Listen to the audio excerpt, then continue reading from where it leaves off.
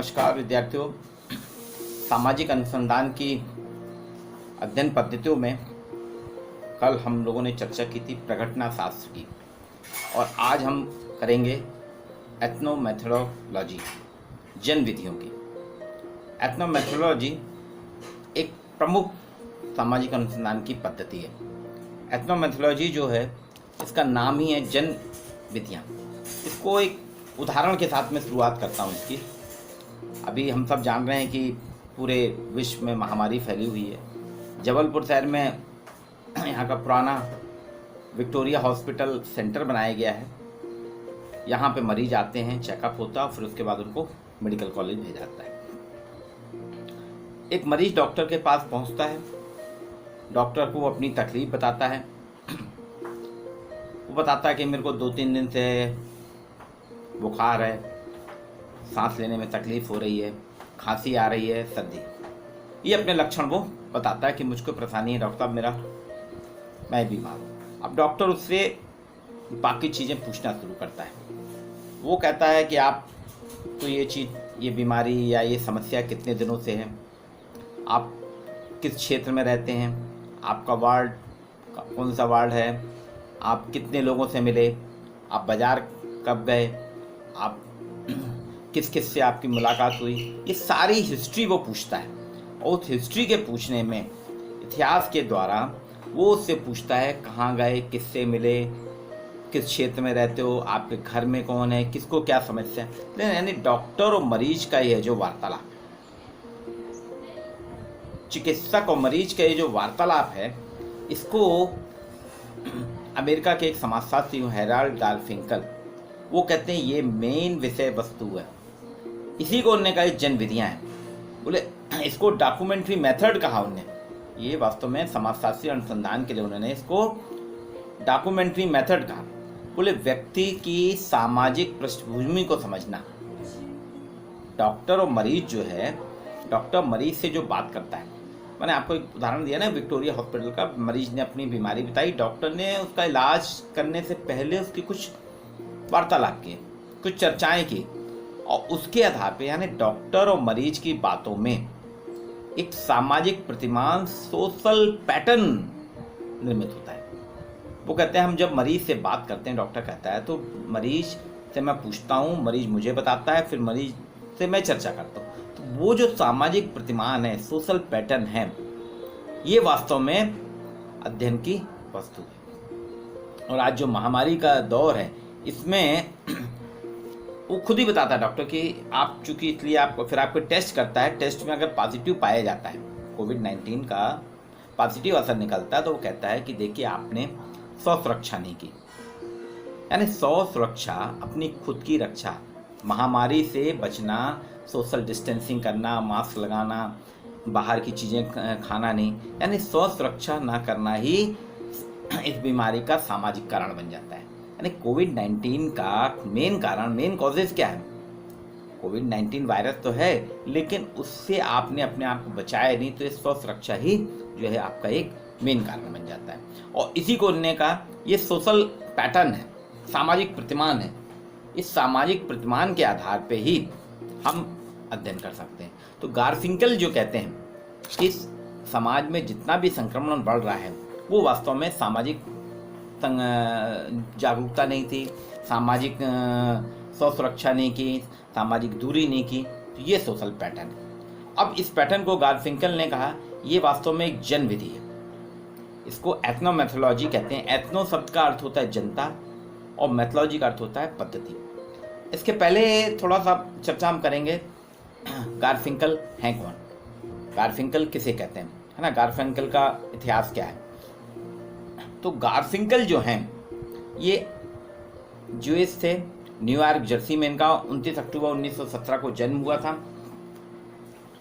ये अमेरिकन समाजशास्त्री और मानवशास्त्री थे। लॉस एंजल्स में प्रोफेसर रहे। पार्सन्स के निर्देशन में, मार्गदर्शन में इन्होंने डॉक्टरेट की। समाजशास्त्री जांच के लिए मानव विज्ञान का इन्होंने नृवंश विज्ञान का गठन किया। 21 अप्रैल 2011 को इनकी मृत्यु हुई। ये इनके डॉक्टरल एडवाइज़र थे पार्सन। अब सोचिए पार्सन्स ने जो सामाजिक क्रिया बात की है उसी को इन्होंने आगे जन विधि के माध्यम से बढ़ाया है। इनके पारिवारिक परिदृश्य देखते हैं। पिता न्यूयॉर्क न्यू जर्सी में फर्नीचर के बहुत बड़े डीलर थे। वो चाहते थे कि बेटा भी पारिवारिक कार्य करे, तो उन्होंने कुछ दिन तक अपने पिताजी के साथ अपने व्यवसाय पर ध्यान दिया, और व्यवसाय पर ध्यान देने के बाद इन्होंने फील्ड ऑफ इंक्वायरी जो है एथनोमोलॉजी की, एक 1967 में किताब इनकी प्रकाशित हुई थी। उससे ये बहुत ज़्यादा फेमस हुए। तो पिताजी के व्यवसाय के साथ धीरे धीरे फिर ये कॉलेज में पढ़ते पढ़ते विद्यार्थियों के संपर्क में आए, और उन्होंने बहुत सी छोटी छोटी कहानियाँ लिखी। इनकी एक कहानी बहुत प्रसिद्ध हुई थी अश्वेत के ऊपर। जो अश्वेत महिलाएं हैं जो बसों में सफ़र करती थी, उनके साथ होने वाली दुर्घटनाओं, उनके साथ होने वाले व्यवहारों का इनने विवेचन किया। तो ये छात्रों के साथ अध्ययन करते थे, member method, unique accuracy requirement, shop floor, ये इनके कुछ खास शॉप फ्लोर, मतलब दुकानों में शॉप फ्लोर, दुकानों में जो प्रॉब्लम आती है दुकानदार और ग्राहक के बीच के संवाद के आधार पर इन्होंने अध्ययन किया और इसको बढ़ाया। ये शूट्स से बहुत ज़्यादा प्रभावित थे, क्योंकि प्रघटना शास्त्र में शूट ने जो चर्चा की थी वो उसी वक्त इनके संपर्क में आया, उन्होंने उसी को लेके आगे बढ़ाया। हेराल्ड गारफिंकल जो हैं वो इसे जन विधियाँ कहते हैं। उन्होंने इसको जन विधियाँ कहा कि प्रतिदिन के लोगों के व्यवहार जो हैं वो वास्तव में जन विधियों के माध्यम हमें देखना चाहिए। वो कहते हैं बातचीत के दौरान उपयोग के, हम जो बातचीत करते हैं दैनिक बातचीतें कहते हैं, तो दैनिक उपयोग में समाज के सदस्यों के जो तौर तरीके हैं, दिन प्रतिदिन की घटनाओं को देखकर सिद्धांत निर्माण करना चाहिए। बोले हमारे द्वारा किए जाने वाले वार्तालाप क्रियाकलापों से ही हमको सिद्धांत निर्माण करना चाहिए।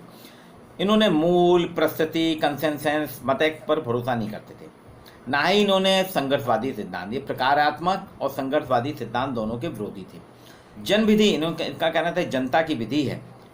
आज लोग दुविधाओं को समझने का जो तरीका, समाज में जो भी संकट आता है, समाज में जो भी समस्याएं आती है, उसको समझने का जो तरीका अपनाते हैं, वही जन विधि मास रूप में होती। जैसे कोविड-19 आया वायरस, तो पहले उसका इलाज नहीं था, तो धीरे लोगों ने देखा ये फैल रहा है, आदमी से आदमी के संपर्क में आ रहा, तो उन्होंने कहा कि लोग बाग 2 गज की दूरी रखें, मास्क लगाएं, लोगों से मिलें जुलें कम।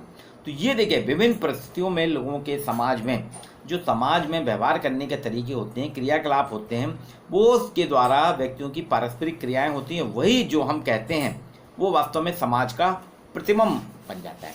व्यक्ति के द्वारा कहा जाने वाला, व्यक्ति के द्वारा किए जाने वाले क्रियाकलाप ही सामाजिक प्रतिबंध बन जाते हैं। तो ये जो था उनका हर्बर्ट हर्सले से प्रभावित होने के बाद गारफिंकल ने एक नई थ्योरी थी। उनका कहना था कि समाज में जनविधियाँ के बारे में कई लोग जो कह रहे हैं गलत फहमियाँ, वो ऐसा नहीं है। वास्तव में व्यक्ति क्या करता है, जीवन के किसी एक पहलू को लेकर उस पर जो प्रश्न होते हैं उन वार्तालापों के आधार पर सिद्धांत निर्माण करना चाहिए। वो कहते हैं कि आम लोग दुनिया को समझने का, यानी समाज को समझने का जो तरीका अपनाते हैं वह जनविधि है। हर कोई दुनिया को बदलना चाहता है तो बदल भी सकता है। बोले अगर चाहे व्यक्ति दुनिया को व्यक्तियों की पारस्परिक क्रिया से व्यवहार बनते हैं, और उसी के आधार पर, जैसे आप देखिए दिसंबर 2019 में जब चाइना में कोरोना वायरस फैला, तब तक लोगों सब एक साथ मिलके एक झुंड में काम करते थे, भीड़ प्रतिष्ठा का सूचक होती थी। लेकिन अब आप देखिए लोगों ने व्यवहार बदले, लोगों के विचार बदले, दुनिया पूरी बदल गई। आज एकाकीपन आ गया, लोग बाग सीमित दायरे में सिकुड़ के रह गए। वर्क फ्रॉम होम, मतलब कार्यस्थल लोगों की फैक्ट्री, ऑफिस, स्कूल, कॉलेज ना होके उनका घर हो गया, ये बदल गया। इसलिए वो कहते हैं प्रतिबिंब व्यवहार है, रिफ्लेक्टिव बिहेवियर है। जनरीति जो है, जनविधि की परिभाषा करने का ये रिफ्लेक्टिव प्रतिबिंब, मतलब जो व्यक्ति का देखता है उसका प्रतिबिंब देख के हम वैसा व्यवहार करते हैं। उनका कहना था, इसको एंथनी गिडिंग्स ने भी इसको परिभाषित किया है कि गारफिंकल कहते हैं दूसरे लोग जो कुछ कहते हैं इसका अर्थ कर्ता किस तरह निकालता है, और दिन प्रतिदिन के व्यवहार में वह ऐसा ही करता है। ये जनविधि है। जनविधि का सरोकार उनका लोगों के द्वारा अपनाई गई उन विधियों को कहा है जिनके द्वारा लंबी अवधि तक पारस्परिक क्रियाएं की जा सकती। अभी देखिए जो निकला है ना सोशल डिस्टेंसिंग वाला, अब इसको लंबे समय तक पारस्परिक क्रियाएं हमारी होंगी और इसी के व्यवहार हमारे चलते रहेंगे। इसलिए वो कहते हैं, गारफिंकल कहते हैं, जिस प्रकार की व्याख्या गिडिंग्स ने की है, अर्थात समाज जो भी यथार्थता है, जो रियलिटी है, उसका अर्थ लोग मिलजुल कर समान रूप से निकालते हैं। मतलब एक व्यक्ति रियलिटी नहीं निकालता, समाज के कई लोग मिलजुल कर निकालते हैं। लोगों की आपसी बातचीत के माध्यम से, हमारे आपसी बातचीत के माध्यम से हम वास्तविक समाज को समझते हैं। और इस बातचीत में लगे लोग, इस बातचीत हमारे द्वारा जो बातचीत होती है उसमें जितने भी लोग हैं सबके लगभग एक ही अर्थ होते हैं। जैसे अभी आप देखिएगा कि अगर जंगल में आग लगी है तो यही कहा जाएगा ना, आग का मतलब पूरे नष्ट हो रहा है। कोई ये नहीं सोचेगा कि वहाँ पे आग लग गई यानी फूल खिल रहे हैं या वहाँ पे नया कोई इन्वेंशन हो रहा है। आग का मतलब ये है कि वहाँ विनाश हो रहा है। जैसे महामारी फैलने का अर्थ ही सारे देशों ने, चाइना में शुरुआत हुई थी, धीरे धीरे धीरे करके फैला, सब ने लगा लिया महामारी, ये लोगों के बीच में संपर्क में आने से संक्रमण फैलता है। तो देखिए पूरे विश्व में लॉकडाउन पूरे विश्व में हुआ कि सारी प्रक्रियाएं, सारे उत्पादन कार्य, सारी सामाजिकताएं सब बंद कर दी गई। और जब धीरे धीरे उसमें नियंत्रण की स्थिति आ गई तो अब धीरे धीरे लॉकडाउन को अनलॉक पीरियड में ला रहे हैं। तो ये एक लोगों की आपसी बातचीत के माध्यम से, माने आपसी बातचीत के माध्यम से समाज को समझना, और समझने में, इस बातचीत में सभी लोगों का एक ही अर्थ होता है। इसके उनने कुछ लक्षण बताए, गारफिंकल ने कुछ लक्षण बताए। वो कहते हैं, हेराल्ड गारफिंकल, कि लोग जो कुछ देखते हैं, हम जो कुछ देखते हैं, उसका जो मतलब होता है वही जन्मविधि है ना। और यह हमारे दिन प्रतिदिन के व्यवहार जो होते हैं वही जन्मविधि है। इसका उन्होंने एक बहुत अच्छा उदाहरण दिया है गारफिंकल ने।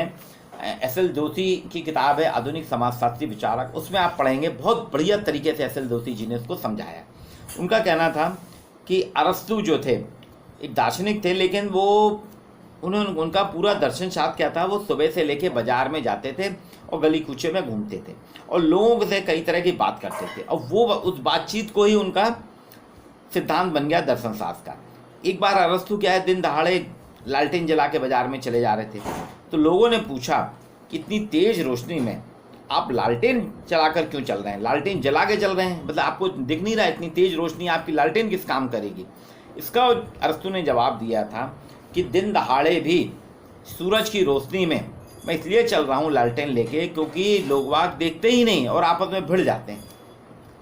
अक्सर जो टकराहट होती थी कि लोग बाग भीड़ में टकरा जाते, तो उनका इतनी रोशनी में भी टकरा रहे हैं, तो इसलिए मैं लालटेन लेके चल रहा हूँ। यानी सारी दुनिया को समझने के लिए उनका कहना था बातचीत ही बहुत बड़ा सहारा है। गारफिंकल ने इसको आगे दूसरी विशेषता बताई कि लोगों की बातचीत एक टिकाऊ बातचीत होती है, मतलब स्थापित बातचीत होती है। इसके पीछे कुछ ना कुछ पैटर्न होता है, प्रतिमान होता है, वही विश्व है, वही समाज है। दिन प्रतिदिन की दुनिया का जो रिफ्लेक्शन है वो हमारी पारस्परिक बातचीत है। तीसरा, लोग दिन प्रतिदिन की दुनिया में रहते हैं और इस बातचीत के माध्यम से हम वास्तविक समाज या वास्तविक दुनिया के अर्थ को समझ सकते हैं। यानी जनविधि के तरीके समाज के साधारण सदस्यों की आपसी क्रियाओं का अर्थ निकालकर परिस्थिति के अनुसार कार्य करते हैं। फिर गारफिंकल कहते हैं, बातचीत के सूक्ष्म विस्तृत ब्यौरे को अध्ययन, जो व्यक्ति की बातचीत और विस्तृत ब्यौरा है उसके आधार पे ही उन्होंने इसका सिद्धांत बनाया चाहिए। तो ये क्लासिकल सिद्धांतों के घोर विरोधी थे। इन्होंने पूंजीवाद, उद्योगवाद का भी विरोध किया है। इनका केंद्र जो था सूक्ष्मता, अर्थात व्यक्तियों के बीच होने वाले बातचीत थे। अब इनकी अवधारणाएं देखिए, उन्होंने सामाजिक दुनिया, सोशल वर्ल्ड को कैसे समझा। वो कहते हैं दुनिया को कैसे हमें समझना चाहिए, सोशल वर्ल्ड क्या है। एक तो कहते हैं डॉक्यूमेंट्री मेथड, पहला प्रलेखी डॉक्यूमेंट्री मेथड, यानी एक डॉक्यूमेंट्री मेथड, प्रलेखी पद्धति वह है जिसमें हम दुनिया को, समाज को समझ सकते हैं। वो कहते हैं कि आप दुनिया को देखिए, और गारफिंकल ने कहा, उन्होंने लंबे समय तक किराना शॉप में, दुकानों में, यूनिवर्सिटीज़ के स्टूडेंट के साथ में, बस में चलने वाली कंडक्टर और महिलाओं के अध्ययन करके उन्होंने उसका डॉक्यूमेंट्री करा, उनका प्रलेख किया। बोले इस विधि से क्या होता है, हम सारी दुनिया को समझ सकते हैं, सारे समाज को समझ सकते हैं। इसमें सामाजिक स्थिति के तत्वों को, उन तत्वों को लेना चाहिए जिससे सामाजिक संरचना स्थापित होती है। अब वो कहते हैं हमको जो कुछ दिखाई देता है वह एक प्रकार का डॉक्यूमेंट है, दस्तावेज है, और इस दस्तावेज के पीछे जो कुछ भी है वह सामाजिक संरचना का पैटर्न है, सामाजिक संरचना का प्रतिमान है। इस प्रतिमान से ही हम पता लगा सकते हैं व्यक्ति अपनी बातचीत में क्या कहता है, समाज में कैसा दिखाई देता है और वो क्या वार्तालाप करते हैं। इस प्रलेखी विधि को उन्होंने कहा कि वास्तव में व्यक्ति की अभिव्यक्ति, रिफ्लेक्शन प्रलेखी विधि डॉक्यूमेंट्री मेथड जो है व्यक्तियों का रिफ्लेक्शन है। इन्हें व्यक्तियों की बातचीत के संदर्भ में जो कुछ होता है वह उसका प्रतिबिंब। फिर दूसरा इन्होंने कहा रिफ्लेक्सिव एक्शन, आत्मवाचक, यानी जन विधि क्या है, सिद्धांत जो है अवधारणाओं की अनवाचक क्रियाओं का उसमें महत्वपूर्ण स्थान है। यानी एक व्यक्ति जब किसी एक स्थिति में किसी क्रिया को करता है तो उसका अर्थ वह अपने अनुभव और बोध के अनुसार देता है कि उसने क्या फील किया, उसने क्या अनुभव किया। इसको उसने आत्मवाचक क्रिया कहा। यानी जब देवी देवता को प्रसन्न करने के लिए हम पूजा पाठ करते हैं, कर्म कांड करते हैं, तो हमारा आत्मवाचक अभिप्राय यह होता है कि परमात्मा उसे खुश रखेगा और दिन प्रतिदिन की क्रियाओं में उसे कोई कठिनाई नहीं आएगी। तो गारफिंकल कहते हैं मनुष्य का अधिकांश जो है समय पारस्परिक क्रियाएं जो मनुष्य की हमारी सारी क्रियाएं जो हैं वो आत्मवाचक होती है, रिफ्लेक्सिव होती हैं। यानी दुनिया एक ऐसा है कि हम अपने बोध के अनुसार दुनिया को समझते हैं, समाज को समझते हैं। फिर तीसरा इनका था निर्देश का, इंडेक्सिटी। वो कहते हैं निर्देश का व्यक्ति के व्यवहार ही अपने आप में निर्देश वो हैं।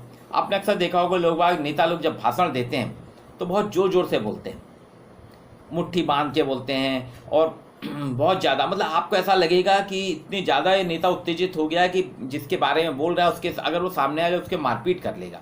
यानी निर्देशिका में हमारे हाव भाव, बातचीत करने के तौर तरीके ये हमारे व्यवहार को प्रदर्शित करते हैं, बताते हैं कि व्यक्ति किसके बारे में क्या सोच रहा है, वो इस चीज़ों को बताते हैं। इसका उन्होंने बहुत से उदाहरण दिया। बोले कि एक बार किसानों पर टैक्स लगाया था अंग्रेजों ने टैक्स लगाया, तो वहाँ पे सरदार पटेल जो थे, सरदार वल्लभ भाई पटेल, वो इसके विरोध में थे।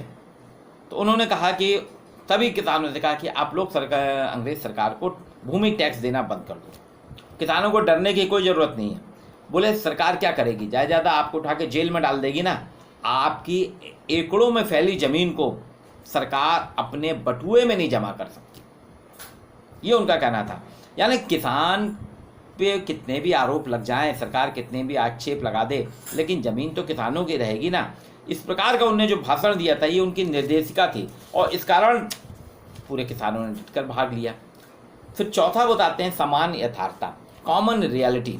जनविधि का सबसे पहला उद्देश्य जो है रोजमर्रा यानी दिन प्रतिदिन की बातों के आधार पर समाज को समझना और इसमें पारस्परिक संबंधों को हम समझने का प्रयास करते हैं। उनके कहना था सामाजिक व्यवस्था उन तकनीक के प्रयोगों के द्वारा बनती है जो लोगों को एक निश्चित बोध या अर्थ देते हैं। इसमें होने का यथार्थता को समझने के लिए हमें लोगों की तकनीक पर जोर दिया है कि लोग जो टेक्नोलॉजी उपयोग करते हैं वो उनके सिद्धांत का आधार है, उसी को समझते हैं। बोले सामाजिक संरचना क्या है, इसको पाने के लिए उन्होंने कहा लोगों की सामान्य समझ क्या है। लोग बाग जैसे आज़ादी का आंदोलन, गांधी जी ने सत्याग्रह के आधार पर लड़ाई लड़ी थी, तो वो उनकी टेक्नोलॉजी थी।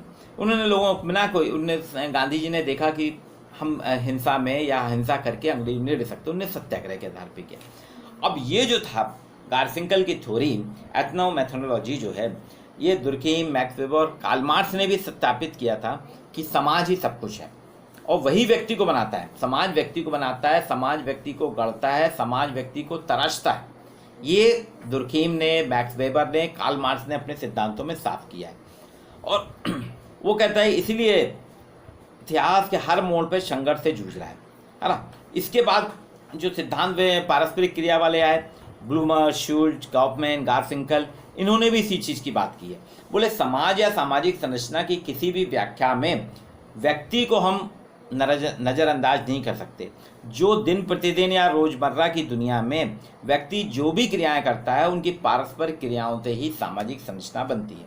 अर्थात ये एक ऐसा सिद्धांत है जिसके माध्यम से हम क्या करते हैं, लोगों के व्यवहारों को देख के उनके सिद्धांत बनाते हैं। इसके बारे में एक बहुत बढ़िया सिद्धांत जो है गांधी जी का सिद्धांत है, उसकी चर्चा हमें जरूर करना होगी। इतिहास बताता है कि गांधी जी एक बार सूरत से अहमदाबाद जा रहे थे। रास्ते में भड़ोच स्टेशन पे वो उतरे। भड़ोच में उतरने के बाद गुजरात और मध्य प्रदेश की जीवन दायिनी नर्मदा में उन्होंने स्नान किया। नर्मदा तट में स्नान करते समय उन्होंने देखा एक गरीब महिला जिन कपड़ों में आई थी उन्हीं में उसने नहा लिया और उसी को पहने पहने घर चल दी। अभी गांधी जी को इस महिला के साथ देख के उनकी पारस्परिक क्रिया थी, उन्हें देखा बार, इसके माध्यम से उनकी निर्देशिका से उन्हें ज्ञात हुआ कि देश में वाकई में बहुत ज़्यादा जनता गरीब है। यानी व्यक्ति जिस कपड़े में आता है उसी में नहाता है, उसी गीले कपड़े में चला जाता है कि पहने पहने सूख जाते हैं, मतलब उसके पास दूसरे 2 जोड़ी कपड़े भी नहीं हैं। और इससे गांधी जी इतना ज़्यादा प्रभावित हुए, इतने ज़्यादा उन्होंने उसको क्या करा कि अपने ऊपर, इसलिए आपने देखा हो गांधी जी के बाद में पहले कोट पैंट सूटेड बूटेड रहते थे गांधी जी, अफ्रीका में थे आए थे तब भी, लेकिन बाद में खाली एक छोटी सी धोती पहन के रहते थे, ऊपर उनने वस्त्र ही पहनना, कुर्ता पहनना, शर्ट पहनना छोड़ दिया था।